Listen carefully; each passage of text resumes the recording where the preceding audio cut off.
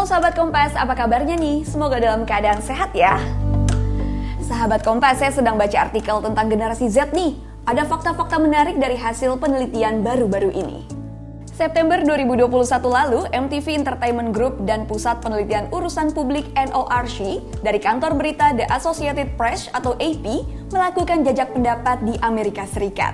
Jajak pendapat ini berkaitan dengan persoalan kejiwaan generasi Z. AP NORC mewawancarai 3.764 responden dan 2.683 diantaranya merupakan generasi Z. Nah ternyata 46% responden generasi Z yang rata-rata usianya 13-24 tahun ini merasa stres karena hidupnya semakin susah akibat pandemi. Mereka juga mengaku hidupnya ambyar dengan urusan sekolah atau kuliah, pertemanan, hingga masalah percintaan. Intinya nih, mereka kian sulit mengejar karir atau mendapatkan pasangan. Ujung-ujungnya mereka merasa hidup tak lagi menyenangkan. Itu di Amerika. Gimana ya dengan generasi Z di Indonesia?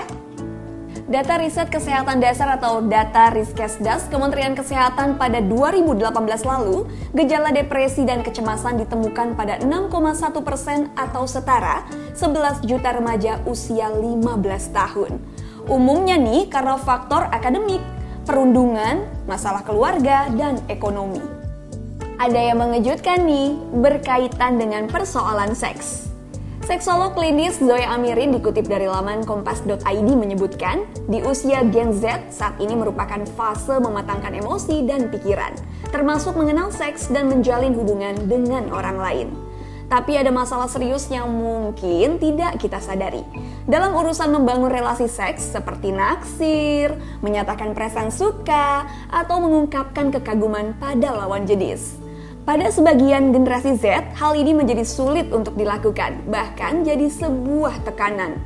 Sangat jauh berbeda nih jika dibandingkan dengan generasi sebelumnya. Kenapa? Kok bisa? Jawabannya karena gawai.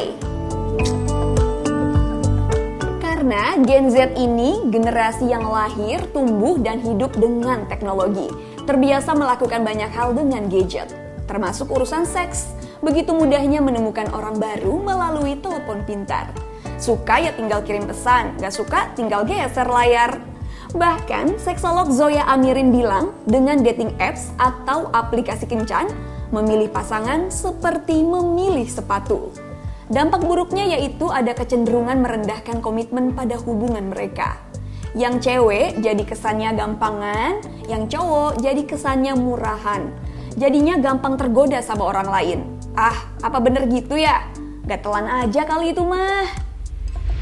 Beda nih dengan generasi milenial apalagi baby boomers ya.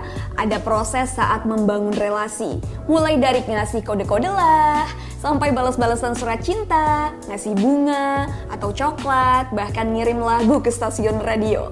Giliran ditolak, ambyar. Halo Om Tante, punya pengalaman berkesan sama mantan? Ceritakan dong pengalaman pacarannya dulu di kolom komentar. Kita balik lagi ya ke urusan generasi Z. Situasi keruh ini bikin hubungan jadi nggak sehat. Karena mudahnya bergonta-ganti pasangan, akhirnya muncul perasaan takut kehilangan pasangan. Kalau sudah begini, biasanya jadi curigaan atau cemburu berlebihan. Lupa kalau pacarnya punya teman atau keluarga dan perlu juga me time. Yang gak heran kalau kemudian jadilah mereka sebagai bucin alias budak cinta untuk mempertahankan pasangannya.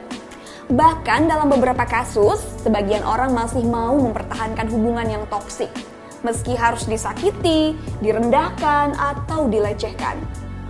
Kenapa? Kamu bucin juga? Gak apa-apa, yang penting jaga hubungan sewajar mungkin ya. Jangan sampai berpasangan tapi malah bikin jadi stres.